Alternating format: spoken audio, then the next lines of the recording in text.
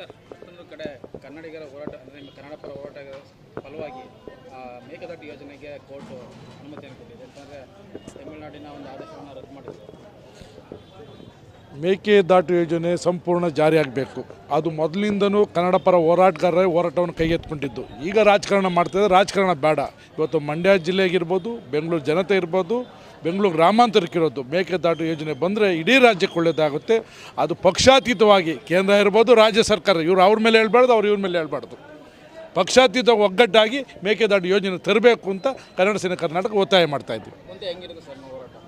ಹೋರಾಟ ರಾಜ್ಯ ಸರ್ಕಾರ ಇರಲಿ, ಕೇಂದ್ರ ಸರ್ಕಾರ ಇರಲಿ, ಮೂಗು ತೋರಿಸುವಂಥ ಕೆಲಸವನ್ನು ಮಾಡಿದರೆ, ಜನರ ಮೇಲೆ ಮತಕ್ಕೋಸ್ಕರ ಹಂಚಿಕೆಯನ್ನು ಮಾಡುವಂಥ ಏನಾರ ಇದು ಮಾಡಿದ್ರೆ ಅದ್ರ ವಿರುದ್ಧ ನಾವು ಹೋರಾಟ ಮಾಡ್ತೀವಿ.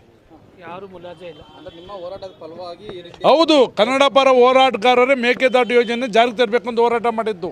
ಆಮೇಲೆ ಇವರು ರಾಜಕೀಯ ಪ್ರೇರಿತವಾಗಿ ಇವರು ಹೋರಾಟ ಮಾಡಿದ್ದು. ಸರ್ಕಾರಗಳು ಬಂದಂಥವ್ರು ಇವಾಗ ಸರ್ಕಾರ ಅವ್ರ ಕೈಲೇ ಇದೆ. ಮಾಡಲಿ ಮೇಕೆದಾಟು ಯೋಜನೆ. ಕೇಂದ್ರದಲ್ಲಿದ್ದಾರೆ, ಪಕ್ಕದ ರಾಜ್ಯದಲ್ಲಿ ಅವರೇ ಇದ್ದಾರೆ, ಮಾಡಲಿ. ಇವತ್ತು ನಾವೇನು ದಳ BJP ಕಾಂಗ್ರೆಸ್ ಅಂತ ಕೇಳಲ್ಲ. ಈ ಜನತೆಗೆ ಅನುಕೂಲ ಆಗಬೇಕು, ಕರ್ನಾಟಕ ಜನತೆ ಒಳ್ಳೇದಾಗಬೇಕಂತ ಕನ್ನಡ ಸೇನೆ ಕರ್ನಾಟಕದ ಹಕ್ಕೊತ್ತಾಯ.